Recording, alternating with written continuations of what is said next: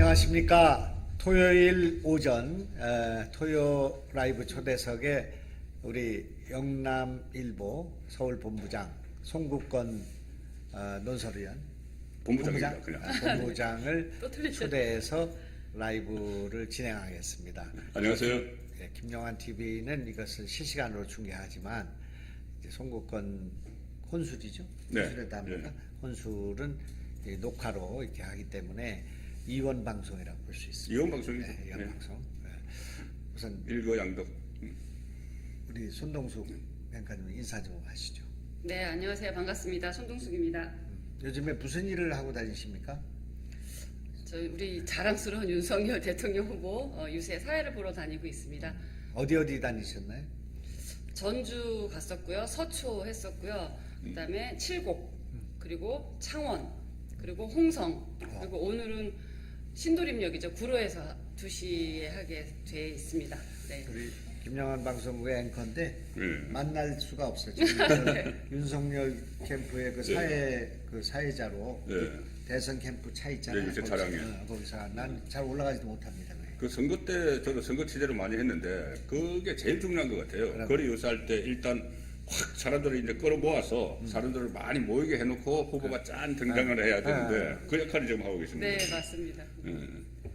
그리고 어제는 저기 토론 직전에 또 응원 네. 나가셨다면서요. 1차 토론회, 2차 토론회 저희 상암에 가서 정말 목이 터져라 2시간씩 응원하고 옵니다. 근데 이제 들어가실 때 어떻게 보면은 승리의 기운을 이제 불어넣어 드리는 거잖아요, 후보한테. 후보께서 가시면서 이렇게 손 흔들어 주시는 그 순간을 위해서 많은 시민들이 상암에 나오셔서 정말 얼마나 이 열정들이 대단하신지 모릅니다. 화면 상태가 안 좋다고 댓글에 올라오네. 워싱턴입니다. 워싱턴. PC는 좋게 나오는데 그러니까 소리가 약해요. 좀 댓글을 보면서 해야 되겠습니다. 지금 보니까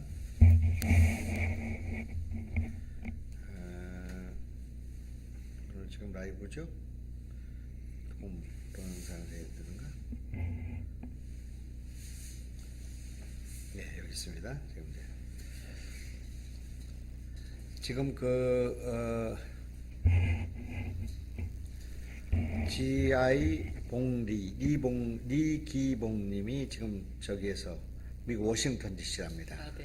화면 상태가 안 좋은 것 같다. 소리가 약하다. 소리가 약하답니다 지금. 앞으로 당겨. 네, 좀 당겨서 하고 이거 잘 피드백을 해야 돼. 소리가 작다. 소리 좀 더 올릴 수 없나? 그 많이 올려서 반갑습니다. 예, 알겠습니다. 이제 네, 네. 네, 그렇습니다. 우선 아무래도 영남 정서, 예. 지금 영남일보니까 예. 그런 걸 좀 들으실 수 있을 것 같은데 예. 지금 그쪽의 반응이 어떤지 우선 좀 말씀해 주실까요? 지금 처음에 이재명 후보의 필승 전략은 지역별 투표 필승 전략은 이겁니다. 호남에서 90%, 그 다음에 TK에서 30%, 그 다음에 수도권에서 박빙 승리 이렇게 하면 이긴다고 했거든요. 근데 호남에서는 지금 막상 투표장에 가면 어떨지 모르지만 지금은 한 60% 중반 오는 것 같아요.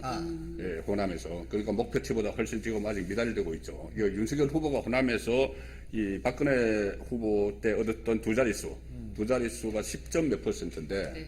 그걸 이제 윤석열 후보가 넘어설 가능성이 있다, 호남에서. 그리고 영남은 PK와 TK, 그러니까 부산, 울산, 경남과 대구, 경북의 분위기가 약간 다르죠. 부산, 울산, 경남은 아무래도 또 민주당 세가 있습니다. 호남 분들도 그렇죠. 많이 나누시죠. 그래서 거기서는 한 50% 정도 윤석열 후보가 나오고, 문재인 후보는 30% 정도, 문재인 후보가 아니고 이재명, 문재인 후보가 35%인가 받았어요. 부울경에서. 그래서 그거보다는 좀 낮게 나오는 상황이고, 대구, 경북은 안동 출신이니까 이재명 후보가 안동 출신이라서 30%까지 목표를 했는데 지금은 그렇지는 않아요. 그렇지는 않고 그건 달성하기 어렵고 과거에 박근혜 후보가 당선될 때 대구 경북에 8080 이야기를 했거든요. 네네. 뭐냐면 80% 투표율에 80% 득표. 8080. 예, 그럼 이긴다고 해서 실제로 그렇게 됐습니다. 네. 그래서 승리를 했죠. 그래서 이번에도 8080 이야기를 하는데 아직은 윤석열 후보가 거기까지는 좀 미치지 못하는 이런 상황입니다. 이런 상황인데 지금 보면은 양쪽 지지층이 결집을 하기 시작을 했거든요. 양 진영이 진영 결집을 하기 시작을 했기 때문에 대구 경북에서도 윤석열 후보의 지지세가 앞으로 남은 한 11일 기간 동안에 뭐 상승세를 탈 수 있다. 그런데 그것도 대구 경북에서도 역시 정권 교체 열망이 높기 때문에 열망이 높을수록 안철수 후보와의 단일화는 꼭 필요하다고 생각을 하거든요. 그래서 단일화에 대한 욕구도 대구 경북은 상당히 많다. 그렇게 정리를 해드릴 수가 있죠. 대구 경북에서 80, 또 부울경, 예. 부울경에서 한 60 정도가 60이면, 나오면 예. 난공불락일 아, 그럼요. 그러면 예. 뭐 어디 다른 데서 어떻게 해볼 수가 없고 예. 충청권도 뭐 우위에 갈 거니까 예. 그렇게 되면 호남에서 15 내지 20을 받게 되면 이제 무난히 이기지 않겠나 그런 이제 생각이. 서울이 항상 지금 보면 조사가 우위에 있어요. 예, 조사 서울은 위에 있죠. 경기 인천은 약간 지금 접점으로 갔는데 그런데 이 서울이나 경기 인천도 결국은 출향인들이 많거든요. 그렇죠. 그러니까 대구 경북의 분위기가 이쪽에도 많이 미쳐요. 호남에서도 그렇고 저 수도권에도 같이 미치기 때문에 일단 그 어떤 지역 정서를 타는 것도 상당히 중요하죠. 어제 제가 오늘 저녁에 강적에 나옵니다. 아, 예. 강적에 그 TV 조선에 오래간만에 이제 갔죠. 갔는데 거기 그 녹화를 하고 오신 거예요? 구성 작가들과 PD가 내기를 했어요. 네. 몇 %로 누가 이기느냐. 5만 원씩 걸었거든. 네. 그래서 치킨 사 먹이려고 했는데 제가 지금 볼 때는 후보 단일화를 하면 제가 생각할 때는 52% 이상으로 이긴다. 윤석열이 52 정도가 되는 걸로. 그러면 사실 최고입니다. 네, 저 그렇게, 박근혜 전 대통령이 51.6%였거든요. 그러니까 그렇게 될 거 52, 53 이거 이상으로 이긴다고 보고요. 그럼 이제 압도적으로 이기지 않겠습니까? 이제 그렇게 되고 후보 단일화를 하지 않고 국민적 단일화가 될 경우에 지금 안철수의 지지가 윤석열로 가는 거죠. 정권 교체를 원하는 그 투표에 안철수 의한 지지자는, 단일화. 예, 그 투표에 의한 단일화 또는 국민에 의한 단일화가 될 경우에는 제가 볼 때는 47 내지 46대 42 내지 43 네. 이렇게 될 가능성이 있어서 상당히 오차범위 내지는 박빙 가슴을 졸이는 그런 선거가 될 가능성이 있다. 그렇게 이제 보여지죠. 이제 그렇게 보여지고 이건 뭐 어디까지나 이제 제 추측입니다만은 이제 그런데 전체적으로 요 며칠 사이에 나온 한 10개 조사가 있어요. 지금 이렇게 우리가 상당히 좁혀져서 초박빙이라고 하는 조사 있잖아요. 그것도 보면 갤럽 하나만 1%를 치고 대개는 2, 3% 이기고 있어요. 1, 2% 우리 윤석열 후보가 좁혀져 있다고 하는 그런 상황에서도.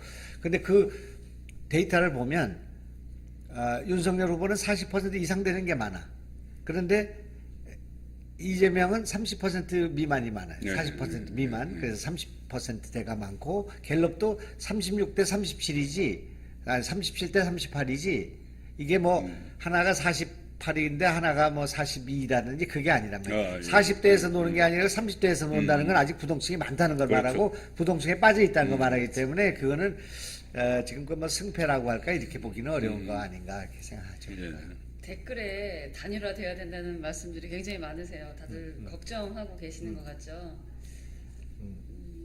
이봉수님이 단일화 안 되면 안철수 지지한 사람들 모두 윤석열에게 뭉쳐줘야 합니다. 이런 댓글을 달으셨네요. 국민 단일화죠. 네, 그렇습니다. 그런데 저 국민 단일화 이야기가 최근에 나오기 시작하던데 특히 윤석열 후보 캠프에서 국민 단일화, 저 유권자에 의한 단일화, 뭐 투표에 의한 단일화가 이야기가 나오는데 그것은 좀 어떻게 보면은 좀 추상적이죠.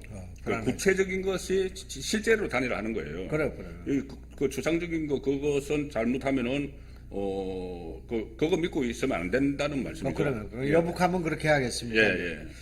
그리고 이제 단일화라는 것은 지지율 자체가 움직이는 것도 있지만은 단일화의 효과, 시너지 효과가 있죠. 있어서 그냥 뭐 이긴다 이런 분위기가 되면서 부동층이 빨려들어 밴드오건이 오고 더군다나 저쪽에는 사기가 떨어지고 그러면서 선거가 끝났다고 하니까 부정선거의 소지도 없앨 수 있고 이거 3득 4득이 된단 말이에요. 이제 그런 건데 우선 뭐 거기까지 가기 전에 우선 좀 여쭤보고 싶은 게 지금 안철수 지지가 어디까지가 있을까요? 몇 %로 보입니까? 최근에 나오는 거 보면은 오늘 조선일보 보면은 8몇 % 나왔어요. 8%고 최소 6%부터 지난주에 갤럽이 어제 12%까지 나오는데 어쨌든 한 8%에서 10% 사이는 계속 유지를 하고 있죠. 지금 여기서 우리 시청자들만 지금 말씀드리는 건데 제가 여론조사 전문가 아, 예. 계속 분석을 하시니까. 네. 왜 갤럽만 10% 이상이 나오냐 이거. 예. 그럼 갤럽의 12% 지금 말씀하시면서 8분 내지 12% 네. 얘기하잖아. 6에서 9%가 나와요. 지금 제가 볼 때 6에서 9 사이에 예, 있습니다. 예. 안철수가 예. 단일화 안 한다고 하니까 좀 1 내지 2% 빠졌어요. 그래서 6 내지 9가 나오는데 갤럽은 왜 10% 나온가를 봤더니 갤럽의 여론조사에서는 국민의당 안철수가 아니고 또 국민의힘 윤석열이 아니고 어떻게 보면 윤석열, 이재명, 안철수, 심상정 이렇게 불러준대요. 갤럽은 불러주지 않지 않나요? 그렇게 불러주지 않네. 당을 불러주지 않는데요. 당 안 불러주죠. 당을 안 불러주면 안철수는 당연히 인지도가 높기 때문에 예. 안철수 본인의 인지도 높기 때문에 예. 높이 나오는 거예요. 예. 그렇기 때문에 그게 12% 나오지 실제로 당과 연결해서 지금 번호로 1, 2, 3, 4로 된다고 할 때는 안철수 지지율은 지금 제가 볼 때는 6에서 9% 정도 있다. 그렇게 봐야 돼요. 그러니까 정확하게 그거 갤럽 여론조사 방식은 그러니까 주관식이죠. 네. 리얼미터나 이런 데는 이게 이거 불러줍니다. 네. 뭐 윤석열, 이재명, 안철수 또 순서 거꾸로 해서도 불러줘요. 그래야지 되기 때문에 뭐 안철수 뭐 이렇게 거꾸로 불러주는데 갤럽은 자기 대통령으로 누가 적합하다고 보십니까? 하고 주관식으로 이야기를 하는 거예요, 자기가. 그렇죠. 그렇다고 거기서 차이가 있는 것 같아요. 여기 저 댓글이 잘 보이시죠? 예. 저는 그 노안이와 같이 잘 안 보여. 안녕 돋보기 쓰면 또 저게 안 보여. 그러니까 손동숙 의원께서 좀 보시고 좀 중요한 것들은 좀 토스 좀 해주세요. 우리 본 김에 하나 네. 윤땡땡님이 윤석열 대통령 후보님은 큰 뜻을 안고 안철수 후보를 안고 가셔야 완벽한 승리를 합니다. 명심하세요. 이렇게 하셨네요. 네. 이렇게 됐습니다. 그래서 단일화가 이제 어제 신문 난 거 보면 저는 뭐 조금 더 알고 있습니다만은 지금 현재 진행되는 걸 조금 더 알고 있어요. 단일화 협상. 그러나 오늘 이제 내일이 어떤 분수령이 될까요? 글쎄 이제 그거를 조금 알고는 공개하시는 네. 조금 알고 있는 공개해서 또 안 되는 수가 있으니까. 그래요. 이제 어제까지 저는 이제 후보가 전화하신 거, 그다음에 문자 보내신 것까지 알고 있었거든. 근데 이제 나는 그거를 아무한테도 얘기한 적이 없습니다. 왜냐하면 이제 우리가 이걸 조심해야 되니까. 그런데 이제 어제 JTBC가 보도를 해버렸어요. 그러니까 누군가 아는 사람이 몇 사람 안 됐을 텐데 한 사람이 누군가 술 먹으면서 얘기한 거야. 그러니까 입이 근질근질 해가지고 우리 정치인들 그거 있잖아요. 그래서 그게 나가니까 이 천기누설이에요. 이게 지금 윤석열 후보는 제가 여기서 말씀드릴 수 있는 건 간절히 원하고 있습니다. 단일화 간절히 원하고 있고 또 간절히 원하고 있는 만큼 간절히 만나고 싶어 하시고 그리고 그걸 진심을 담아서 지금 요청하고 있는 상태에 있습니다. 그런 상태인데 지금 이제 될 듯 말 듯 지금 성사가 될 듯 말 듯한 그런 상황에 있고요. 뭐 만난다고 해서 꼭 타결되는 건 아니겠지만 이제 그런 상황에 있으니까 오늘이 좀 분수령이 되지 않을까 이렇게 생각을 하고 오늘 안 된다 하더라도 더 노력해야 된다는 게 제 생각입니다. 그리고 선거 투표장 본 투표 들어갈 때까지 계속 노력해야 된다고 생각해요. 저는 생각해요. 네. 그렇지만 예의를 지킨다면 역시 투표지에 이름 적기 전에 단일화가 되는 것이 좋겠다. 가장 최선이죠. 그러니까 그 오늘 내일이 이제 마지노선 아니겠습니까? 이제 그게 이제 있는 것 같습니다. 지금 저는 오늘 아침에 이제 두 분한테 방송을 통해서든 글을 통해서든 이제 최후 통첩이 날 건 없고 진언을 좀 했는데 간청 그래 했는데 우선은 이제 이 문제는 후보 단일화 문제는 역사 의식의 문제다. 역사적으로 어떻게 이게 평가받을 것인가만 생각해야 된다. 거기 시세 분리, 개인적 감정 이런 거 다 빼고 해야 된다. 그런 얘기를 했고 윤석열 후보는 안철수 후보한테 정중하게 사과해야 된다. 나는 윤석열 후보가 그 사과는 세 가지입니다. 한 가지는 이준석 대리 사과도 있죠. 그거 이제 제일 직접적인 거지만 그것도 있고 그걸 컨트롤 못한 거잖아요. 그렇죠. 그런 부분에서 그런 거. 또 하나는 어떻든 그렇게 간절한 마음을 갖고 계시지만은 국민적으로 볼 때는 안철수가 후보 단일화 결렬 선언하고 후보 단일화를 제안하고 이런 과정에 대해서 공식적으로는 대응을 안 했단 말이에요. 그 대응을 안 한 이유는 여론조사 그 단일화 그것 때문에 못한 거예요. 그렇죠. 그렇지만 그거는 우리 사정이고 대중적으로 보면 안철수가 단일화 하겠다고 하고 막 제안을 결렬하고 했는데. 혼자서 얘기하고 결렬하고 하는 사이에 전화도 없었고 연락도 없었고 이렇게 돼서 무시당한 듯한 인상을 받기 때문에 그게 아니라는 것을 해명하고 또 실제로 그런 것이 있다면 자기가 미흡했다는 걸 인정해야 된다. 그렇게 생각해요. 그다음에 세 번째는 역시 이제 지금 이 상황에서 안철수 윤석열 주변에서 실제로 만연했거든. 단일화 하나도 이길 수 있다. 이런 소위 자강론. 그거를 본인도 아마 그런 생각 조금 있었을 거고 좋았을 때. 옆에서 이야기하니까. 그러니까 그거를 제압했어야 되는데 그런 면에서는 내가 미흡했다. 솔직히 얘기해야 돼. 중요한 이야기. 그렇게만 얘기하면 안철수 마음이 상당히 녹을 수 있다. 그렇게 생각하죠. 저는 어제 그 TV 토론에서 그 안철수의 속마음을 좀 엿봤어요. 단일화 가지고. 그래요? 물론 뭐 심상정 의원이 단일화 질문을 했을 때는 그 여론조사 경선 안 받았으니까 결렬된 거 아니냐 했는데 그 이후에 나온 말 중에 뭐가 있냐면은 그 앞에 나온 말입니다. 그 앞에 안철수 후보가 윤석열 후보에게 이렇게 물어요. 만약에 당선돼도 이 극심한 여소에 아대해서 국정 운영이 상당히 어려울 텐데 어떻게 할 거냐. 그렇죠. 이렇게 물으니까 윤석열 후보가 뭐라고 답하냐면은 그것은 그래도 국민이 뽑아준 정부이기 때문에 아무리 180석을 가지고 있는 야당이라도 그렇게 무턱대고는 반대를 하지는 못할 거다. 그리고 또 헌법적 가치를 손상하는 것이다. 그것은 이 새 정부를 야당이 어식으로 뭐 행포를 벌인다면 그렇게 이야기를 했어요. 안철수가 뭐라고 했냐면 안철수 후보가 그것은 이혼을 한 번도 안 해봐서 그랬는데 의원 죄송합니다. 의원 국회의원 국회의원 저는 이혼으로 들어서 넘어가시고요. 우리 경상도 분들도 많이 듣고 계십니다.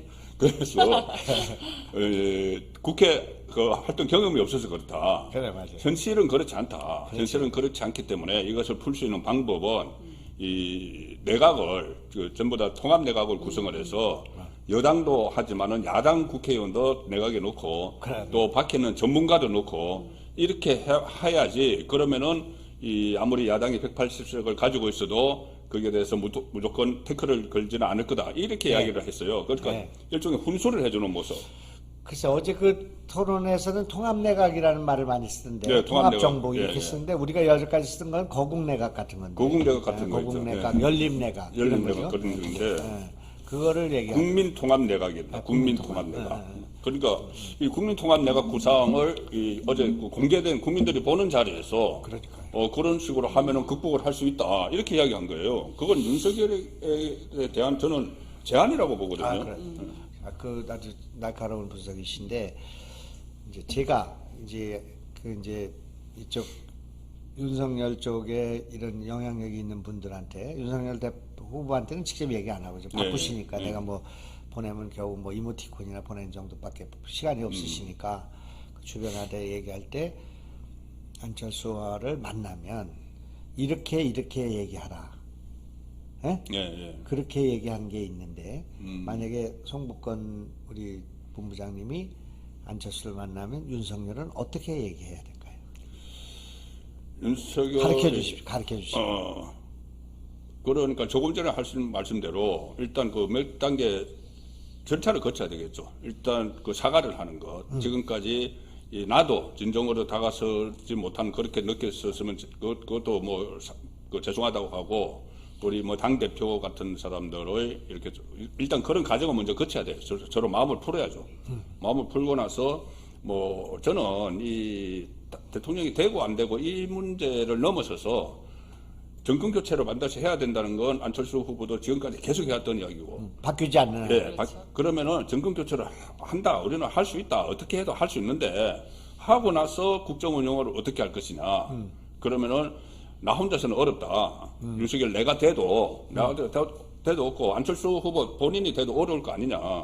그렇게 해서 그러면 우리 둘이 힘을 합치면은 어제 토론에서 이야기했던 것처럼 국민통합 내각 뭐 이런 식으로 우리가 해법을 좀 찾아가는 자리를 만들기 위해서 내가 오늘 이렇게 뭐 찾아왔다 뭐 하든지. 그래서 그렇다고 뭐 다시 뭐 실무자들끼리 만나서 이건 안 되고 거기서 좀 어쨌든 일단은 그 국민들에 대한 지지가 이쪽을 좀 많이 받고 있는 쪽에서 이 어떤 선거에는 나가고 나중에 선거 끝나고는 같이 이 난국을 풀어 나가자 뭐 이 정도 이야기하는 게 낫지 않겠어요? 우리 선동수 보관이 있었는데 지금 우리한테 테스트 그렇죠. 아우 진짜 이거 정답이 아닌. 실력이 얼마나 되는가. 저는 뭐 우리 본부장님 얘기하신 거 다 저기 동의하고요. 우리 윤석열 후보님이 보시면 사나이잖아요. 저는 제가 만약에 윤석열 후보라 그러면은 당신하고 나하고 정권 교체를 해야 된다는 그 대의에 관한 생각은 무게를 달아보면 똑같을 거다. 자, 그러니까 거기에 동의하면 얘기해보자. 그러고 나서 이제 우리 장관님이 대답하실 부분들을 말씀하시겠죠. 이제 협상도 그렇고 뭐 연애도 그렇고 뭐 다 모든 사람들 갈등을 푸는 방식은 감동을 줘야 됩니다. 감동. 예? 감동을 주는 방법은 한문으로 말하면 구전동의. 같은 걸 먼저 찾고 낮은 걸 나중에 해야 돼. 그리고 무슨 단일화 이런 건 나중에 하고 둘이 먼저 뭐를 할 건가를 먼저 얘기해. 구전동의. 그다음에 역지사지. 윤석열은 안철수의 입장을 생각하고 안철수는 윤석열의 생각을 해줘야 돼. 서로 딴 얘기를 해줘야 돼. 안철수 얘기를 그 윤석열이 하고 윤석열의 얘기를 안철수가 해줘야 된다. 이렇게 해야만이 된다. 이 성사가 된다 그런 얘기예요. 그리고 그 중심에는 국민을 둬야 되고 역사를 둬야 된다 그런 얘기예요. 그렇게 하면 이제 되는데 그때 감동에서 우리말 가운데서 제일 쉬운 말 윤석열이 해야 될 가장 쉬운 말 도와주십시오. 도와주십시오. 그리고 두 번째 같이 합시다. 도와주십시오. 같이 합시다. 이걸로 끝날 수가 있다고. 앞에 미안합니다도 있어요. 미안합니다. 먼저. 미안합니다. I am sorry. 같이 합시다. 뭐 도와주십시오. 꼬유든지 뭐 위드 뭐든지 뭐 하고 그다음에 같이 합시다. 투게더 그렇게 하는 거예요. 그런데 그거를 조금 구체적으로 들어가면 이렇게 된다고 나는 생각을 하는데 하나는 공동 정부 합시다. 아까 통합정부도 마찬가지야. 우리 같이 합시다. 내가 어떻게 하겠습니까? 내가 지금 아무것도 없습니다. 나 지금 뭐 여론만 있는 거지 나 아무것도 없습니다. 국민이 불러서 왔지. 내가 의원 활동도 안 해가지고 실력도 능력도 경험도 부족합니다. 자기 부족하지 않지만 그렇게 얘기해줘야 안철수 많이 풀어지는 안철수 대표님 그동안 경력도 쌓았고 고민도 많았고 뭐 여러 가지 능력도 발휘하셨지만 내가 가진 게 뭐가 있습니까? 나는 별로 없습니다. 그러니까 당신 도와주셔야 된다. 말을 그렇게 해야 된다. 그런 얘기. 나도 뭐 검찰총장도 하고 뭐 이렇게 나도 인물이 좀 헌출하고 나도 뭐 인기가 좀 있고 뭐 이렇게 하면 안 된다. 그런 얘기. 아유 자기를 낮추는 게 좋다. 그런 얘기. 그 다음에 안철수도 이제 그 윤석열 총장이 그렇게 또 살아있는 권력과 싸우고 그 국민들의 그 지지를 모아서 여기까지 왔으니까 잘하셨다. 참 훌륭하다. 제가 도울 수 있는 게 뭐가 있겠냐. 이렇게 거꾸로 얘기를 해야 돼. 그래서 우리 마음이 딱 맞아야 돼요. 그게 무슨 맞아야지 처음부터 뭐 밀고 땡기고 하고 밀당 같은 거 하면 안 돼요. 여기서는 그게 하나 있고 두 번째는 그동안에 뭐가 많이 얘기가 되냐면 총리를 누가 하느냐, 뭐 내각을 누가 하느냐, 뭐 어쩌고저쩌고 그런 거 했잖아. 뭐 장관을 하느냐, 뭐 저 부산시장 나가냐 이런 얘기 하면 안 되고. 그 이준석이 다 했죠. 그런 식으로 잡다하게 하면 안 돼요. 이 두 분은 지금 단일화 지기면서 정권 교체 이루는 큰 인물들이잖아요. 그러니까 뭐를 해야 되냐면 제가 윤석열이면 당을 이끌어 주셔야 될 것 같아요. 당을 야권 통합합시다. 야권 통합해야 됩니다. 이 당이 이렇게 옛날 3% JP한테도 그렇게 DJ가 무릎 꿇지 않았습니까? 나는 그 이상입니다. 그러니 당을 같이 합시다. 그래서 국민의당과 국민의힘을 통합하는데 지금 당장 통합하기 어려우면 우선 통합 선언만 하고 지방자치선거를 이끌어 주십시오.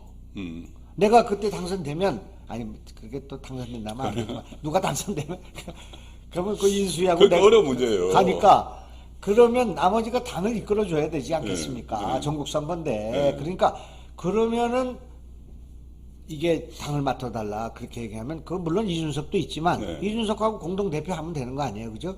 그렇게 이제 한다든지 만약에 이렇게 하고 또 이준석 대표가 참 훌륭하다 내가 볼 때는 이준석 대표가 참 굉장히 역량이 있다 내가 해보니까 그런데 지금 그 안 대표에 대해서 이준석 대표가 그렇게 하는 것에 대해서 내가 많이 그렇게 하지 말라고 얘기했습니다. 또 앞으로도 그렇게 못하도록 하겠습니다. 두 분이 사이좋게 할 수 있도록 하겠습니다.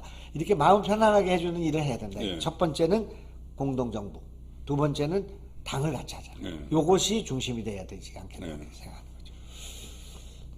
그런데 그거는 아주 정말 그렇게 나가야 되는 방향이죠. 그런데 지금까지 해왔던 걸 보면은 안철수 후보는 윤석열 후보에 대한 어떤 그 확신이나 이런 게 없는 것 같아요. 그렇게 자기에게 뭐 던져놨는데도 일주일 동안 연락도 안 왔다고 하고 상당히 소란 감정을 많이 표출했잖아요.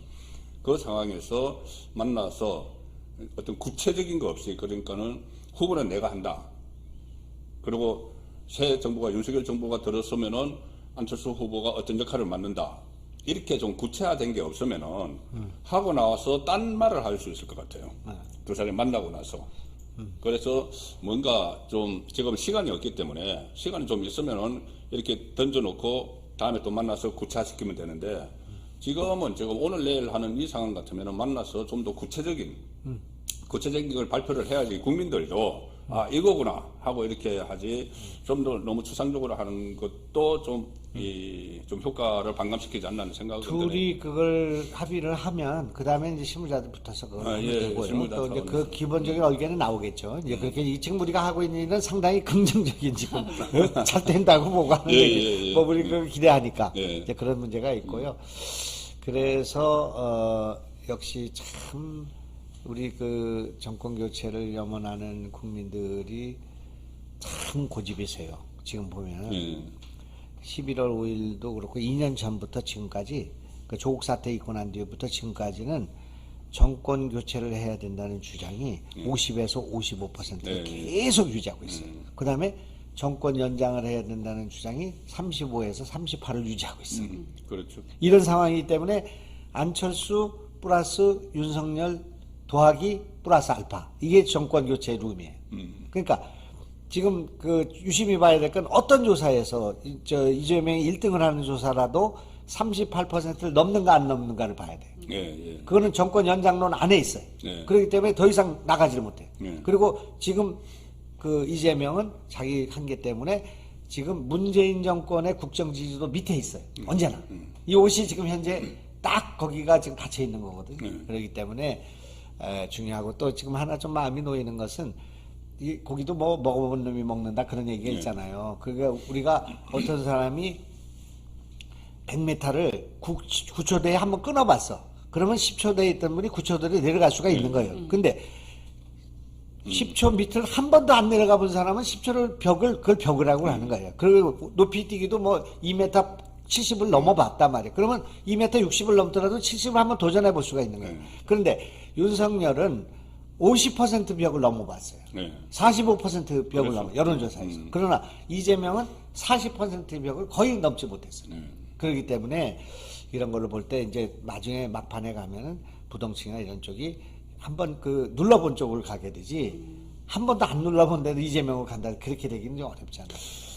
그런 생각도 해보는 거예요. 다녀보면 이번 대통령 선거가 정말 그 비상식 불공정 부정부패랑 싸우는 선거잖아요. 그러니까 너무나 명확한 승패가 금방 나오는 선거인데도 불구하고 이렇게 지금 우리 여기 계신 구독자분들 걱정하시는 이런 상황이 된 게 굉장히 안타까워요. 그게 지금 물론 그 뭐 40% 50%도 해봤기 때문에 너무 이제 낙관론으로 보시는 것 같은데 보시는 것 같은데 저는 최근 지지율 추이가 심상치 않다고 봐요. 이게 뭐냐면은 오늘 조선일보와 TV조선 그 보도 그 여론조사에서도 일주일 전에 5.6% 차이 나는데 1.6% 안에 들어갔거든요. 저는 갤럽을 유심히 보는데 갤럽이 일주일 전에 7%포인트로 오차범위 밖에서 윤석열이 이겼는데 어제 조사한 거 보면은 0.몇% 차이로 졌어요. 어쨌든 오차범위 안에서. 이렇게 한쪽은 윤석열은 4%포인트가 떨어지고 이재명은 4%포인트가 올라갔거든요. 그러니까 8%가 움직였다는 소리인데 저는 이걸 두 가지로 봅니다. 하나는 지금 다른 여론조사 기관들도 계속 그런 식으로 나와요. 갑자기 왜 이렇게 되느냐. 그러면 여론조사에서 일종의 마사지가 좀 들어간 거 아니냐는 생각도 해요. 그런데 이 여론조사 기관에 신뢰를 하지만은 어쩌면 뭐 다른 방식으로 통해서라도 왜 그러냐면은 일주일에 세면 깜깜이가 됩니다. 여론조사 공표를 못 해요. 그 전에 이제 대세론을 좀 부실하게 해놓기 위해서 저런 게 나오는 게 하는가는 그런 의심을 하는 거고 이것은 그냥 의심입니다. 또 하나는 실제로 최근에 보면은 단일화 결렬 선언하고 또 소상공인에 대한 재난지원금이 300 몇십만 명한테 지금 나가고 있죠. 300 몇십만 명에 300만 원씩 나가는데 300 몇십만 명이면은 가족들하고 하면 1000만 명이 넘어요. 그 혜택을 보는 사람이. 물론 그렇게 이제 지원을 해야 되는 거지만 하필 이 시점에. 자, 그런 문제들 때문에 실제로 여론이 좀 움직이고 있는 것 아닌가. 그렇다면 이럴 때일수록 지금 제 댓글도 보면은 안철수 후보에 대한 비판이 상당히 많은데 그렇더라도 정권 교체를 위한 대의를 위해서는 이 물리적인 단일화, 어떤 투표에 의한 단일화가 아니고 물리적인 단일화를 할 때 그 가장 시급한 것 아닌가 저는 그렇게 봐요. 지금 중요한 지적을 했는데 지지율이 좁혀지는 것은 지금 현재 양지정이 결집하고 있는 거예요. 네. 그리고 이제 민주당 지지자들이 먼저 결집해요. 네. 지금 왜 결집하냐? 이대로 가다가는 선거가 끝난다고 생각하고 있죠. 네, 네. 위기감이 우리보다 더 커졌어요. 지금. 위기감은 커졌죠. 이재명 갖고는 막고 이재명이 너무 문제가 많아. 그렇기 때문에 이 유세를 해보면 잘 안 돼. 안 맥혀. 그러니까 우선 그분들이 결집을 먼저 시작한 것 같아요. 호남도 아마 결집을 그렇게 먼저 시작하고 원래는 결집을 나중에 하는 거거든. 몰래 하는 거거든. 사실은. 투표장 가서 하는 근데 한 오후 5시에 가서 결집하는 수도 있어요. 그런데 여기는 지금 급했어. 지금 급하니까 이러다간 다 죽겠단 말이에요. 먼저 결집을 시작했어요. 그 다음에 두 번째 아까 얘기한 재난지원금이에요. 사람들은 돈은 돈대로 받고 한다고 그러지만 요번에 재난지원금은 돈이 300만 원, 200만 원 이렇게 가는 거예요. 300만 원, 제일 많은 데는 이제 600만 원까지 갑니다. 그러니까 이게, 여러 개 이렇게. 근데 이거는 이제 윤석열이 잘못 생각하는 건데 야당도 우리가 더 주자고 했기 때문에 문제 없다 이렇게 생각하지만 돈 받을 때는 여당이 줬다고 생각하지 야당이 줬다고 생각 안 해요. 그렇죠. 야당은 더 주자고 했으니까 우리가 야당 찍어서 더 받자 그렇게 생각 안 해요. 그렇기 때문에 돈 받으면 사람이 거기서 마음이 흔들리는 거예요. 그래서 내가 그걸 봤잖아요. 내가 일산에 선거할 때 하루 전날 시민들 10만 원씩 10만 명을 줬다니까요. 그게 무슨 선거예요, 그게. 그러니까 고무신 막 100혈이잖아요, 그게. 그러니까 막걸리 한 몇 통씩 갖다 준 거예요, 옛날식으로 말하면. 그러니까 돈 앞에서 그것이 약해지니까 그것도 영향을 줬다는 건 사실이야. 사회적 총선 때, 잠깐 말씀드리면은. 우리는 300 받고 이재명 안 찍습니다. 이런 댓글 많습니다. 그런 분들은 정말 많지 않아요. 네. 그게. 사회적 총선 때 경기도 같은 경우는, 여기는 이제 기초단체 말씀하시는데, 경기도 같은 경우는 일단 현금을 줬어요. 전 직전에. 주고, 선거 끝나면은 정부에서 준다고 이야기를 했어요. 또 그러니까 미끼로. 미끼 딱 던지고 선거 끝나면 정부에서 준다 이렇게 이야기를 했죠. 그러니까 실제로 그때 선거 끝나고 나면은 정부에서 주는 걸로 돼 있었거든요. 자치단체에서 주는 거는 선거 전에 줬고. 자, 그런 상황이 지금 좀 저는 상당히 좀 우려가 되는 그 부분인데 그걸 상쇄시킬 수 있는 것이 저는 또 단일화라고 보는 거죠. 그리고 또 이것도 있어요. 지금 지방자치 행정 권력이 80%가 저기 잡혀 있습니다. 그러니까 시도의원들부터 시작해서 쫙 필피처럼 내려가 있거든. 네. 공직선거 운동이 진행되면서 그 조직이 활동을 시작한 거예요. 우리는 막 거리에서 사람들 보고 소리나 꽥꽥 지르고 뭐 이재명이 어떻고 이렇게 하니까 우리 표가 많이 올 것 같지만 그 밑에 이 지금 현재 복지사회계층부터 시작해가지고 시도의원들이 갖고 있는 조직부터 시작해서 전화를 중심으로 해서 가고 있다고요. 쟤들이 빅데이터를 갖고 그걸 지금 하고 있다고 봐야 돼. 그렇기 때문에 우리가 넉넉히 이기지 않으면 못 이긴다고 봐야 된다. 또 나중에는 실어 날라요 이게. 그러니까 이런 거 지금 돈을 줄 수 있다는 여권의 그거 조직이 지금 현재 강하다는 거 그리고 국회의원 180석이 있다는 게 간단한 게 아닙니다. 그러니까 이게 우리가 아주 불리한 여건에서 싸우고 있다는 걸 알아야 되고 그러나 우리가 갖고 있는 건 정권교체론이라는 큰 보도의 그 전가의 보도가 있고 또 이재명이라는 사람이 갖고 있는 너무나 많은 문제가 계속 터져 나오잖아. 보통 사람들 같고 교통 조직 같았으면 선거 끝났어야 돼. 저게 어떻게 선거가 되겠어요? 어제 막 그냥 대장동에 관한 그런 서류가 막 이게 가발째 나오고 막 그리고 매일 그 무슨 기생충인가 뭐 이런 것도 막 나오지 막 별의별 게 다 나오잖아요. 그러니까 이거는 선거가 안 돼야 되는 건데 그리고 정권이 뭐 이게 너무 많잖아요. 의혹이 많은데 그래도 버티는 것은 여당의 힘, 조직의 힘, 돈의 힘 이걸로 가고 있다. 그리고 언론이 한쪽으로 기울어져 있어. 그렇죠. 그리고 여론조사 기관이 그 KSY라는 데 있잖아요. 거기는 그 경선 중에 이재명 지사가 경선 중에 여론조사 비용을 1억 8천을 준 회사예요. 사회여론연구소 KSY. 그리고 거기 멤버가 지금 거기 캠프에 들어가 있어요. 그러니까 거기가 그게 참. 계속 거기는 좀 그 여론조사가 여론에 안 맞게 나왔어요. 그리고 또 이제 여러 사람들이 참 어려운 그 여론조사 기관이 열악하잖아요. 근데 뭐 한 돈 1,000만 원 더 올려준다, 2,000만 원 하면 약간의 마사지가 있는 거예요. 이게 노골적으로는 안 하고 약간의 그 뭐가 있을 수가 그런 있는. 이제 그런 의구심이죠. 뭐 확인된 거는 없기 때문에. 근데 그런 건 있었어요. 자꾸 여론조사 뭐 공정성을 이야기하면서 이러는데 그 전에 그 기억나시잖아요. 이해찬 대표가 당 지지율이 어떤 여론조사 기관에서 왜 당 지지율이 이렇게 이상하게 나오느냐, 그 제대로 하는 거냐 하니까 그 다음 주에 여론조사가 거꾸로 나왔어요. 같은 여론조사 기관에서. 근데 그동안 저희가 여론조사에 공정성에 의심을 가질 만한 일들이 굉장히 많았어요. 그래서 지금도 뭐 댓글에도 누가 요새 여론조사 믿나 이런 말씀들도 하시는데 그러나 여론조사가 여론을 만든. 여론조사가 여론을 만든. 그러니까 이번에는 여론조사 지금도 그렇게 일반적으로 드루킹이에요. 저게 드루킹 아니에요? 그렇기 때문에 지금 그 자세히 보면 뭐 이를테면 설 밥상, 그다음에 이번에 이제 깜깜이 데이 들어가기 전에 조사. 이거를 어떻게든지 박빙으로 만들거나 유리하게 만들어 가지고 그 밴드웨건을 가져가려고 하는 그런 게 많기 때문에 거기에 모든 노력을 다할 거예요. 뭐든 권력, 뭐 인맥, 뭐 돈 이런 거 다 써갖고 할 거란 말이에요. 그러니까 사실은 우리 그 윤석열 후보는 아주 기울어진 운동, 엄청 기울어진 운동장에 싸운다고 봐야 돼요. 그러니까 지금 내가 볼 때는 윤석열의 그 경쟁력은 난 상당하다고 보는 거예요. 난 정치하는 사람으로서. 왜 그러냐면 지금 윤석열은 야권이 분열된 상태에서 저기를 이기고 있어, 이재명을. 저기는 심상정하고 결합돼가고 심상정이 지금 허경영보다 적게 나오거든.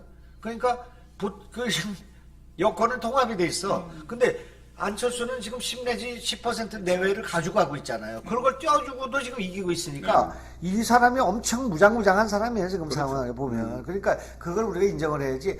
왜 지금 그 못 이기냐 이렇게 얘기를 하는 거잖아요. 그죠? 그러니까 우리 후보는 경쟁력이 있고 우선 실수가 없잖아. 그리고 본인의 리스크가 하나도 없어. 전과도 하나도 없고. 그거 좋은 거야. 뭐 지금 결혼하기 전에 부인의 무슨 뭐 주식 이런 거 갖고 하는 거지만 그걸로 말하면 이쪽이 1000배가 되는 거예요. 그래서 이제 제가 중요하게 지금 생각하는 거, 그리고 윤석열이나 이런 분이 정치를 지금 처음 하기 때문에 저 같으면 이렇게 하겠어요. 오늘 유세는 뭘로 가야 되느냐 하면 탈원전으로 가야 돼요. 문재인 갑자기 또 저기 원전 이야기를 했죠. 자다가 봉창 두드리는, 내가 어제 깜짝 놀랐어요. 오늘 아침 신문 보고. 문재인이 앞으로 60년 동안 그 에너지의 자원을 원자력을 갖다가 써야 된대. 그러니까, 이 사람이 지금, 그게 지금 후옥이라는 거 있잖아. 얼굴 두꺼워도. 지금 말을 자기가 어제 하면 이게 뭐가 뒷골이 땡길 텐데, 어제 그렇게 얘기를 했더라고요, 글쎄. 저는 그거를 어떻게 받아들이냐면, 얼마 전에 적폐청산 이야기를 했잖아요. 윤석열 후보가 이야기한 게 아니고 질문에 답했죠. 그때 그 기자가 이렇게 인터뷰하면서 기자가 적폐청산 해야 되느냐 하는 거는 당연히 해야죠. 뭐 그런 거는 제가 있으면은 처벌을 하는 건 당연하죠. 그걸 이제 정치보복 프레임이라고 하는데 그때 문재인 대통령이 발끈했잖아요. 발끈해서 뭐 분노한다, 사과하라 막 했잖아요. 그 중에서 그때도 분석이 나왔던 게 가장 핵심적인 게 임기가 끝나도 문제가 될 게 두 가지였거든요. 하나는 울산시장 선거 청와대 8개 부서 불법으로 개입한 거. 또 하나가 월성원전 1호기 경제성 조작이에요. 그것은 문재인 대통령 말 한마디에 시작이 됐거든요. 그거는 언제 영구 폐기되느냐. 말 한마디에 시작이 돼서 막 하는데 그것을 계속 가동시켜야 된다는 과장한테 장관이 너 죽을래까지 막 이야기 나오고 그 사건이잖아요. 그래서 이게 임기가 끝나면은 원전 문제가 본인에게 막 다가올 걸 아는 거예요. 알기 때문에 어제 갑자기 그런 이야기를 위기의식 때문에 그렇게 한 것 아닌가 또 싶을 정도로 엉뚱한 말이에요. 모 사설에서 그 에너지 정책에 문재인 대통령이 분탕질을 쳤다는 표현이 있어요. 근데 정말 공감이 갑니다. 이거는 이거는 정말 엄청난 건데 내가 조금 그 구체적으로 얘기할게. 한전의 적자가 40조가 늘었어요. 40조가. 그리고 지난해에 한전의 적자가 6조가 늘었습니다. 그러니까 지금 한전이 전기료를 못 올리고 선거 끝날 때까지 못 올리잖아. 그러면서 계속 누적이 되는데 지금 화급하게 문제가 생긴 것은 지금 국제 유가가 어제 103불이에요. 103불. 예, 예. 20불, 30불, 40불 할 때도 있었는데 103불이 되니까 지금 원전 그 전기 요금 단가가 엄청 올라가 있는 거예요. 그런 상황에서 우크라이나가 터진 거예요. 예, 예. 그러니까 우크라이나는 거기 체르노빌이 있고 원전이 있지만 그것과 관련해서 러시아하고의 관계하면 러시아의 가스전. 그래서 러시아 가스를 지금 봉쇄를 못해 지금 미국이. 경제 제재를 하면서 그거 하면 유가가 올라가가지고 가스하고 기름값이 올라가가지고 자기들이 손해니까 그걸 못하고 있단 말이에요. 근데 이게 유가가 올라가게 돼 있어. 그러니까 지금 큰일 난 거예요 지금 정부가. 그러니까 그 원전을 60년 그게 또 나오는 거예요. 원전 탈원전을 지금 선거 열을 빼놓고 지금 한 거잖아요. 그런데 월성 원전 없애버렸지. 월성 원전 1호기 그거 경제성 없다고 지금 앞으로 30년 쓸 수 있는 원전이에요. 그렇게 쓰자고 했다가 너 죽을래 말 들었죠. 고리 1호기를 폐로했거든. 근데 고리 1호기를 멀쩡해요. 내가 원자력 전문가 거기 오래됐지만 그거 다 개비해가지고. 전문가시네. 그래가지고 고리 원전 지금 다시 쓰는 거 생각해봐요. 1호기를. 그거 앞으로 30년 쓸 수 있어요. 그러니까 이런 엄청난 그런 걸, 이걸 탈원전이라는 정치가 과하게 개입하고 경제를 개입해가지고 나라를 이렇게 망쳐버린 거예요. 그런 정권한테 또 이재명한테 준다 말이 되냐. 이렇게 해야 된다. 그러니까. 이게 자다가 봉창 두드리는 얘기다, 지금. 그리고 이거 뜬금없는 얘기, 이걸 그냥 두면 안 된다. 이렇게 유세를 하면은, 물론 제가 어제 유세를 했죠. 이천, 광주, 여주에 가서. 박수 치죠. 요렇게 들어야지 맨날 이재명 그것만 봐갖고는 안 된다. 그래요. 요즘 유세에서 경기도 지역에서 아주 뭐 서타로 뭐 뜨겠어요. 제가 어저께 이천 유세에서 열변을 토하시더라고요. 원전 얘기에 막. 그러죠. 그 다음에 윤석열 대통령 후보가 당선돼야 할 수백 가지 이유에 대해서 우리 장관님이 알고 계십니다. 그 다음에 오늘 유세에서 우리가 해야 될 일은 우크라이나 사태예요. 우크라이나 사태가 신문 일면에 나오지만 정치가 아니니까 이걸 유세에 활용을 안 해요. 근데 이 우크라이나 사태는 나토하고 우크라이나가 동맹을 맺지 못한 가운데 러시아가 침공한 거예요. 그렇기 때문에 우리는 이게 지금 국제적으로 자주 국방이 없으면 지금 키예프에서 지금 막 시가전을 하고 있는데 남부 혁명수비대가 괴멸됐어. 다 죽었어요. 그래도 싸운더라고. 그래. 우크라이나 그 사람들이 막 죽음을 무릅쓰고 싸운 거 아니겠어요? 거기서 다 죽는다고 해서 죽었더라고. 남부 그 군이. 그런데 키예프에서 지금 저기 시가전을 하고 있는데 만약 국방력이 지금 러시아가 쳐들어오는데 지금같이 이렇게 그냥 가만히 있지는 않고 국방력을 한 10만이든 20만만 갖고 있었으면 저렇게 마음대로 못 들어가요. 그래 버티면 국제 여론이 글로 간단 말이에요. 근데 그게 없는 거예요 지금. 저기가 그렇게 돼 있고 또 하나는 동맹이 없는 거예요. 동맹이. 그러니까 그걸 보니까 1950년도에 그 한미 상호 방위 조약이잖아. 나 이승만 대통령 처음으로는 고맙다고 생각이 들더라고.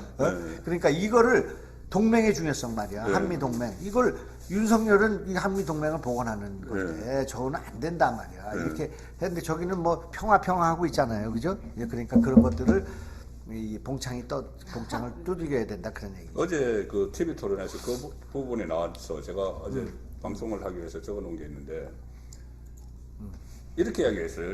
이재명 후보가 우크라이나 사태를 가지고 6개월 초보 대통령이 러시아를 자극을 해서 이런 식으로 이야기했어요. 그리고 외교 실패를 하면은 전쟁을 불러온다. 이렇게 하면서 갑자기 윤석열을 이야기합니다. 윤석열도 이 안보 문제에 대해서 너무 거칠고 난폭하다. 이렇게 이야기해요. 이렇게 이야기하니까 윤석열 후보가 아니 이재명 안보관이 너무 부족한 거 아니냐. 내용을 잘 모르는 것 같아. 그런 식으로 유약한 태도로 평화 유지하겠나 이렇게 받아쳤거든요. 그렇지. 그러니까 이재명이 당황을 해서 한 말이 너무 윤석열은 큰 소리 뻥뻥 친다. 그리고 그렇게 뻥뻥 친다고 되느냐. 그러면서 안방 장비 같아. 이렇게 이야기했거든요. 안방 장비. 근데 안방 장비라는 말은 없어요. 안방 여포죠. 방구석 여포라는 말은 있는데 방구석 장비라는 말은 없어요. 그것을 만들어줬을 건데. 그래서 어쨌든 그렇게 빙하 하니까 타고 온 둘리는 뭐예요 또 뭐 그런 거. 빙하 타고 온 둘리는 뭐 이렇게 처음에 하도 주장이 왔다 갔다 한다 윤석열이 그렇게 하니까는 그러면서 시중에는 후보님이 빙하 타고 온 둘리 같다고도 한다. 그러니까 윤석열 후보가 아니 팩트에 근거해서 질문 좀 하시라 이렇게 또 쏘아붙였죠. 아니 둘리를 왜 욕보이는 그런 말을 했어요? 둘리가 얼마나 지혜롭고 명쾌한 그런 친구인데요. 그러니까 뭐 안방 장비 이런 말을 하는구나. 그래서 제가 말씀드리는 거는 또 거기서 윤석열 후보가 그런 나약함을 어떻게 군 통수권자가 되려고 하느냐 이랬거든요. 그래서 우크라이나 사태 가지고 어제 사건이 있었지. 예, 그 어제 안보 분야도 있었기 때문에 그게 있었는데 어제는 윤석열 후보가 그 부분에 대해서는 우크라이나 사태와 관련한 안보 문제에 대해서는 상당히 좀 든든한 것을 보여줬다. 네. 예, 그런 아니 생각. 미사일이 날아오는데 무슨 종전선언 종이만 흔들고 있으면 이게 해결이 됩니까? 자국민 보호할 생각을 해야죠. 우크라이나 사태와 지난번에 그 아프가니스탄 사태는 이쪽에 우리 국민들의 안보 경각심, 네. 안보 불감증이 그렇죠. 상당히 해소되는 그런 네. 사건이에요. 그러니까 그 IMF가 오면서 김대중 정권 교체가 이루어졌거든. 네. 근데 우크라이나 사태의 요 시점이 국민들이 안보에 대한 생각, 동맹에 대한 생각, 그리고 이 대중국이나 종북이의 문제 그런 거에 예. 대한 생각을 갖게 하는 사건이에요. 그렇죠. 크게 보면 정권 교체로 가는 암시, 하늘의 암시가 있는 거 아닌가 그런 생각이 들게 하는 그런 사건이에요. 사드나 원점 타격론 이것 가지고 계속 그 이재명이 이 공격을 해왔는데 우크라이나 사태 터지기 전에 그랬죠. 터지기 전에 했는데 지금 우크라이나 사태 터지면서 얼마나 이 국방력이 평소에 이런 것이 중요한 것인가를 여실히 보여줬기 때문에 이 부분도 국민들께 잘 이렇게 알려야 될 것 같아요. 그래서 제가 이제 과학을 좀 아는 사람으로 입장에서 보면 어제 그 안철수 대표가 얘기한 수도권 그 내 북한 타격 있잖아요. 네. 그것과 관련해서도 조금 내가 납득이 안 가더라고요. 왜냐하면 수도권은 방사정포에 그 방어를 받아야 되니까 뭐 다른 패트리어트나 네, 좀 네, 네. 단거리 그걸 방어해야 된다는데 미사일을 저놈들이 자강도나 저 뒤에서 쏘면 그렇죠. 수도권에 떨어지는 거예요. 왜 미사일은 꼭 지금 저 남쪽에만 떨어진다고 생각해? 그건 말이 안 되는 생각이에요. 그러니까 휴전선에서 쐈을 때 그렇다는 그렇죠. 이야기죠. 방사성표는 지금 후전선 근방에 있으니까 그런 거지만 미사일은 저 뒤에서 쏘거든. 그러니까 저 압록강이나 두만강 근처에서 쏘면은 수도권에 가서 맞는 거예요. 그러니까 그거는 그것까지를 고려한 사드가 필요한 건데 사드만 있어서는 안 되고 그것도 해야 된다. 그렇게 얘기를 해야 되는데 그러니까 하나만 알고 둘을 모르는 그런 생각들이란 말이에요. 그러니까 이게 제가 군대를 안 갔다 왔는데 깜빵에 가느냐고 안 갔다 왔는데 제가 지금 저는 깜빵을 안 가서 군대를 갔다 왔어요. 전 두 개 다 안 갔다 왔습니다. 국민 안보 포럼에 내가 자문위원장이에요. 아, 예. 과학국방. 지금 사람 군인은 줄고 로봇으로 해야 되고 AI로 해야 되고 드론으로 해야 되니까 과학이 굉장히 중요한 때가 됐잖아요. 이제 그래서 그걸 하고 있는데 그런 면에서 볼 때는 나는 옛날에 그 탈피오트라는 데가 있어요. 이스라엘 국가 탈피오트를 가서 그 군 계속 관심을 갖고 있어요. 과학국방이에요. 지금 이런 거 관심을 갖고 이제 앞으로 대치를 해야 되고 그런 문제가 있는데 이번에 그 우크라이나 사태와 이런 것은 동맹의 중요성, 한미 동맹 또 한미일 안보 체제 어제는 조금 더 나갔죠. 미국의 미사일 방어 체계에 들어갈 수도 있다. 그러니까 사실은 그 굉장히 중국과 이런 쪽에 예민한 문제거든요. 그러나 여기까지 그런 말을 하는 정치인이 없었어요. 그렇죠. 그러나 이제 어제 윤석열이 처음으로 그런 얘기를 했고, 그다음에 그 무슨 체제입니까? 그 저 미국 MD? 아니 그 무슨 그 미국 중심의 그 경제 체제 있잖아요. 거기 업사보로 들어가는 뭐 하니까 그런데 또 들어가겠다. 한미 동맹에 관련돼서 굉장히 전향적인 생각을 갖고 있다 그런 얘기죠. 근데 이제 또 하나 우리가 얘기할 거는 어제 그 하고 그 송영길과 이재명이 추진하고 있는 개헌, 그다음에 중대선거구제 개편론, 그다음에 선거구의 그 연동제 이것도 들고 나왔거든. 그래서 이게 지금 4+1의 재판이자 그 패스트트릭이 이게 생각나는 그런 거잖아요. 그런 상황이 지금 또 오고 있는 거예요. 그러니까 이거 때문에 내가 어제 토론이 어렵겠다고 생각을 했어요. 왜냐하면 윤석열 후보가 그걸 반대할 수도 없고 나는 뭐 중대선거구제를 뭐 찬성한다 반대한다 할 수도 없고 개헌을 찬성한다 반대한다 할 수도 없고 그래서 이것이 어떻게 되는 초반부가 그래서 굉장히 어려웠어요. 초반부 어려웠습니다. 왜냐하면 이 지금 그 세 사람이 다 심상정은 빨리 하시오 그거잖아. 빨리 하시오 그 잘하는 그 안철수도 난 다당제요 그런 거 아니야. 그래 거기 우리한테 불리한 물이야. 근데 거기에 논리를 잘 제공했어요. 우리 윤석열이 뭐라고 얘기했냐면 쇼하지 마라. 지금 선거 열흘 전인데 그 선거 시작할 때 한 것도 아니고 이게 뭐 하는 거냐 지금 이렇게 하니까 국민들이 볼 때 저건 진짜 쇼지. 쇼죠. 그런 거 말이 안 되잖아요. 그러니까 야, 공당이라는 자들이 그동안 그 뭐 하고 있다가 지금 와가지고 봉창 두드리는 소리로 오늘 의총을 해가지고 그걸 통과를 시키고 법안을 내고 이런 짓을 하냔 말이야. 급하긴 되게 급했구나 그런 생각이 들잖아요. 그러니까 그런 것도 내가 볼 때는 봉창 두드리기는 예의다. 그런 얘기. 딱 적절한 비유이신 것 같아요. 그래. 자다가 봉창 두드리는 거지. 이게 뭐 뜬금없는. 아유, 참. 그리고 어제 처음에는 안철수도 원래 뭐 윤석열 빼고 다 뭉치자 이렇게 한 차원에서 다당제 이야기도 나오고 막 나왔잖아요. 그래서 거기에 처음에 모두 발언할 때는 그런 이야기를 해서 이재명에게 좀 맞춰주는 것처럼 보였어요, 처음에. 그런데 그다음부터 이제 1대1 토론에서는 주로 이재명을 막 공격을 했죠. 정치 분야, 특히 이 분야에서는 그 권력구조 개편 부분에서는 계속 뭐 문재인에 대한 실정 이야기도 하고 인사 잘못했다는 이야기도 하고 왜 이재명은 조국에 대해서 왔다 갔다 하느냐. 조국 사태 왔다 갔다 하느냐. 그 판결까지 막 들어서 막 했죠. 그러니 이재명이 상당히 당황을 했어요. 당황을 해서 뭐라고 이야기를 하니까는 이 정치인은 정치 지도자는 도덕성이 제일 중요한데 그런 지금 이렇게 왔다 갔다 하는 이 도덕성은 치명적인 결함이라는 이야기까지 했어요. 이재명에게. 그래서 그거 보고 그때부터는 이제 안철수는 이재명과는 멀어지고 윤석열과 가까워지려고 하는구나 그런 느낌은 받았어요. 우리가 저 봉창 가운데 하나 봉창이 어제 나온 그 대장동 봉창이 나는 이제 이 선거가 대장동에서 시작해서 해경궁에서 끝난다 그렇게 좀 생각을 하거든요. 그러니까 대장동 이것이 계속 살아나고 있어요. 근데 대장동이 조금 이렇게 가라앉을만 하면 뭐 두 분발이 나오거든. 근데 그 나온 것 가운데서 최고의 악건은 남욱의 발언이에요. 남욱 변호사가 정영학 회계사 4호 화천동인 5호 화천동인의 주인이 화천동인 맞죠? 오래간만에 되니까 또 대천하유 화천대유 화천대유 천화동인 예, 천화동 잊으시면 안 됩니다. 이거 죽을 때까지 저희 머릿속에 넣어야 됩니다. 오늘 오후에 유세해야 되는데 천화동인 4호가 남욱이고 5호가 정영학이잖아요. 그러니까 이 둘이 만나가지고 한 얘기가 녹취록이 나와요. 지금 그게 조금 다 남욱이가 뭐라고 그랬냐?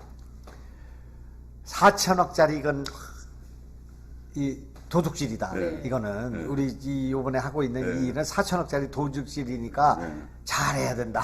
그렇게 얘기하면서 도둑질이라고 얘기했어. 그 사람들이 다 알고 있어. 그 다음에 뭐라고 그랬냐? 이것이 만약 문제가 되면 게이트가 문제가 아니다. 게이트가 문제가 아니라 대한민국이 흔들리자. 말 표현은 약간 다른데 그게 나온 거예요. 그래서 이 대장동이 또 다시 대장으로 한 번 또 승진을 한 거야. 그 다음에 두 번째가 뭐가 나왔냐면 지금 만배형이 김만배가 만배형이 유동규하고 정진상하고 김용하고를 뭉쳐서 도원의 결의를 해갖고 의형제를 만들었어. 근데 이거를 뭐를 무너뜨리는 거냐면 이재명이 유동규는 난 측근이 아니다.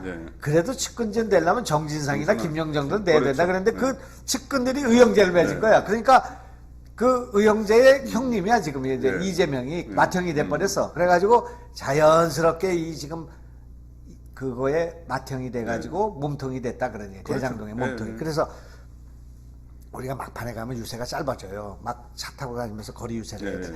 대장동의 주인은 누구십니까? 대장동의 주인은 몸통은 누구십니까? 이렇게 하고 다니는 거예요. 근데 거기에 딱 이재명 하면서 가면 되는 거예요. 그게 그렇게 되는데 그러는 차에 어제 또 보따리가 나온 보따리. 그 보따리 얘기하기 전에 서울중앙지검에서 베이맥스로 1827억으로 그때 한참 얘기를 했었잖아요. 그럼 4천억이라는 그 녹취록에 나온 거 보면 제대로 수사 자체가 안 된 거라는 걸 또 반증을 하는 거죠. 그러니까 저희 국민들이 의구심을 안 가질 수가 없는 일들이 계속 벌어지는 것 같습니다. 어제 그 보따리 얘기는 어떻게 정리를 해야 될까요? 보따리는 일단 이제 그런 것이 뭐 고속도로 상에서 뭐 길가에서 발견됐다고 하는데 그거는 좀 더 지켜봐야 될 것 같아요. 일단 검찰에서 자기들이 공식 입장을 냈거든요. 자기들이 이미 확보하고 있던 거다는 이야기고, 그 다음에 일본 언론에서도 보도가 됐던 것이고 한데 어쨌든 그것을 진본이라는 것을 공개는 했기 때문에 그 내용은 좀 더 살펴봐야 될 필요는 있을 것 같아요. 이렇게 된 거죠. 그 그러니까 역시 지금 이재명에 관해서는 내가 킬러는 킬러네. 아, 예. 제일 자세히 알고 요점 정리를 있어. 하면 이 사람들이 이렇게 갖고 있잖아요. 그 사람들이 여기서 이걸 진행할 때 네. 성남 도시개발공사라는 데가 있잖아요. 네. 유동규가 있었잖아요. 네. 유동규와 이 밑에 있는 김만배 그룹들이 있잖아요. 정명학 뭐 남욱이 있었잖아요. 여기서 사람 파견했단 말이야. 네. 변호사. 이게 정민용이에요. 정민용이죠. 정민용이 갖고 있었던 서주철이에요. 네.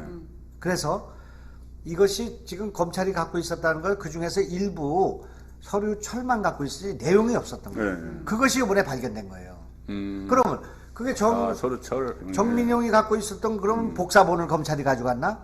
그게 아니에요. 이걸 빼돌렸는데 지금 말은 어디 무슨 거기에 배수구에 배수로? 있는 걸 가져갔다는데 그게 아니고 어떤 놈이 내부 고발한 그렇죠. 거예요. 가져와서 이걸 갖다 준 거예요. 그렇지 않겠습니까? 예.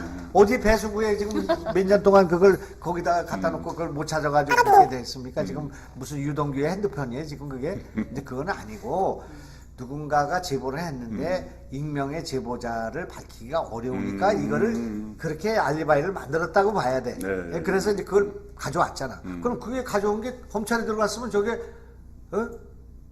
검찰이 있어야지 왜 거기 나와? 그러니까 그거는 걔들이 목록에도 나오고 일부는 반영했을지 몰라도 전체가 나온 거예요. 오늘부터 그거를 지금 팀들이 붙어서 검찰 출신이 뭐 수사관 출신이 붙어가지고 그걸 다 분석을 해가지고 하루에 하나씩 나올 거예요 이제 또. 거기에는 뭐가 나왔냐? 거기에는 어제 나온 걸 보면 이재명의 그 재판 방어. 아마 그것도 나왔다고 그랬고 예. 거기에다 또 뭐 무슨 도장 찍은 거 있잖아. 이게 저보가 도장 찍은 거. 아니 그런 게 왜 검찰에 가 있어야지 왜 이게 지금 무슨 하수구에서 발견이 됩니까? 그죠? 예, 이런 것들이 지금 이제 조짐들이 좀 심상치 않은 그런 조짐들이 나타나고 있다. 야, 이거 체제 좋네. 뒤에 바로 자료화면으로 네, 떠내요. 어제 그렇죠. 보따리가 나왔습니다. 네. 계속 부러운데. 그러면 우리는 뭐 최신 과학기술 과학기술 방송을 하고 있는 거죠. 그래서 하여튼 과학기술부 장관을 했었기 때문에. 그래서 이제 이렇게 있고 또 하나는 이제 최근에 우리가 거론해야 될 것이 이제 코로나입니다. 코로나. 아, 예. 코로나가 세계 1등을 했어요. 20만 예. 네, 확진자. 맞습니다. 세계 1등을 오랜만에 근데 했습니다. 제일 네. 기가 막힌 것은 집에서 알아서 치료하라. 예. 그리고 며칠 전에 영유아들이 죽은 거예요. 예. 정말 대한민국의 이 부끄러운 민낯이죠. 그런데 이 상황에서 문재인 대통령이 나타나지를 않아요. 나타나지 않고 SNS를 통해서 무슨 그래도 치명률이 낮다 이렇게 하고 그 전에 K방역 할 때는 본인이 나와서 다 이야기했거든요. 근데 그것이 지금 이렇게 K방역은 그냥 세계 1위라는 오명을 쓰고 이렇게 했는데 국민 앞에 나오질 않고 김부겸 총리를 계속 내세우고 있잖아요. 김부겸 총리를 내세우고 있는 이 상황 그리고 이것을 가지고 또 어떤 재난지원금 재난지원금 반드시 그 국민에게 드려야 되죠. 드려야 되는데 이것을 선거에 이용하려는 타이밍을 보는 이런 부분들에 대해서는 좀 지적이 필요할 것 같아요. 하여튼 오늘 저는 이제 군포, 예. 그다음 화성, 네. 그다음에 용인에 네. 가서 이제 표혈을 좀 하고. 네. 저도 구로에 가서 목이 터져라 그렇지, 외치겠습니다. 하고. 예. 우리는 또 손동석 의원하고 저는 이제 오늘 일요일이기 때문에 네. 토요일이요? 토요일. 네. 토요일이기 네. 때문에 일찍 돌아와서 네. 다시 또 고양시에서 이제 저기는 이제 후보 사회 보다가 이제 제 사회를 보고 또 이제 돌아다니고 그리고 또 저녁에는 예. 강적들 보고 예. 그다음에 또 방송하고 예. 하여튼 할 수 있는 걸 다 잠깐 해요. 잠시만요. 우리 류수님이 손동숙님 오늘 요새는 함께 안 하시나요? 이렇게 쓰셨는데요. 저는 오늘 구로에서 신도림역입니다. 거기에서 후보 유세 사회를 볼 거고요. 그리고 오후에는 저녁에는 김영환 장관님하고 우리 지역구에서 같이 유세를 하겠습니다. 저기를 한번 우리 윤석열 후보의 오늘 네. 동선 좀 알고 계신 게 있나요? 네, 알고 있습니다. 그 한번 말씀 한번 해보시죠. 왜냐면 거기 우리 오늘 토요일이기 때문에 좀 많이 이렇게 나오시면 좋을 것 같아요. 그죠? 제가요 한번 읽어드릴게요. 우리 일정도 있죠. 경기도라는 것도 좀 알려주시고. 12시 30분부터 인천 부평구에서 있고요. 그리고 1시 30분부터 서울 양천구 유세가 있습니다. 목동 현대백화점 앞에서 있고요. 2시 30분에 서울 구로구 유세가 있습니다. 제가 할 건데 신도림역에서 하고요. 그리고 4시 30분에 서울 마포구 유세가 있습니다. 홍대 상상마당 거기에서 할 거고요. 그리고 5시 30분에 서울 은평구 응암역 3번 출구 앞에서 또 유세가 있으십니다. 네. 우리 그 커뮤니티 김영환 커뮤니티에는 즉각 나오는 중요한 뉴스 같은 걸 올려놓으니까 가끔 들어오셔서 여론조사 이런 것도 가서 보시고 그렇게 하면 좋겠고요. 우리 그 윤석열 후보의 동선과 일정은 늘 올려놓겠습니다. 또 하나는 경기도당 차가 움직이면서 경기도 일원을 돌고 있는데 제가 거기는 빠짐없이 가고 있습니다. 그래서 지금 군포시 유세 아까 그거 좀 보실까요? 우리 지금 경기도 유세에는 제가 빠짐없이 가고 있으니까 그 거기를 보시면 우선 군포시 유세가 2시부터 3시까지 김포시 유세가 있습니다. 그 다음에 5시 거기에는 왜 자꾸 그래 잘했네. 이렇게 그 4시에는 화성시 유세가 있습니다. 5시까지. 그 다음에 6시부터 7시까지는 용인시 유세가 있습니다.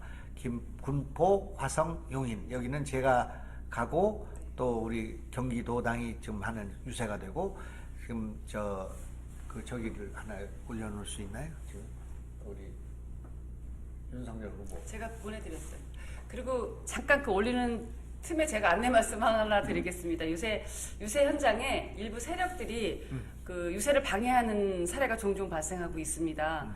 그러더라도 우리 윤석열을 사랑하는 우리 국민의힘 지지자들께서는 절대 욕설이나 이렇게 험한 물리적인 충동이 있어서는 안 됩니다. 품격 있는 유세로 우리 윤석열 후보를 끝까지 도와주시기 바랍니다. 저기가 나와 있는데 조금 네. 키우면 좋겠는데요. 거기.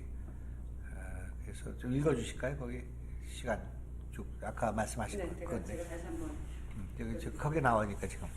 현장에 오셔서 같이 인천 연수구 유세가 9시 30분도 11시 30분 지금 네, 진행되고 이거는 있네요. 진행되고 있고요. 12시 30분에서 2시 30분까지 인천 부평구 문화의거리에서 집중 유세가 있습니다. 그리고 1시 30분에서 3시 30분까지 서울 양천구 목동 현대백화점 앞에서 유세가 있습니다. 그리고 2시 30분에서 4시 30분까지 서울 구로구 유세가 있습니다. 신도림역에서 합니다. 그리고 4시 30분에서 6시 30분까지 서울 마포구 홍대 상상마당 앞에서 합니다. 그리고 5시 30분에서 7시 30분까지 서울 은평구 응암역 3번 출구 앞에서 유세가 있습니다. 네. 지금 이렇게 유세가 있을 때 주말 유세에 우리 지지자들이 참석해주고 박수 쳐주고 그렇게 하는 것이 선거 캠페인입니다. 지금 네네. 그게 코로나이기 때문에 많이 모이지 않고 있고 우리 후보에게 역량을 또 힘을 주는 일이기 때문에 저 경기도 유세는 꼭 가까운 분들 오시고 이 우리 김영환 시청자 여러분들께서는 오늘 유세에 토요일이니까 꼭 나와주시기를 부탁드리겠습니다. 하여튼 우리가 모든 정성을 다 합쳐서 지금 한 열흘 남았습니다만은 열흘 동안 별의별 일이 다 일어날 수가 있고 네. 나는 그 사이에 현격한 격차로 우리가 이길 것이다 이렇게 믿고 있습니다만은 그것을 현실화시키기 위해서 최선을 다합시다. 네, 여러분들이 투표해 주시면 반드시 이깁니다. 저는 오늘 유세는 안 하지만은 회사 가서 오늘 윤석열 안철수 후보가 만날지 안 만날지 예의주시하고 있겠습니다. 네. 좋은 소식이 있으면 먼저 알려주시고. 네. 알겠습니다. 네, 그렇게 하겠습니다. 오늘 우리 여기서 흩어져서 표를 얻으러 갑시다. 안녕히 계십시오. 감사합니다. 감사합니다.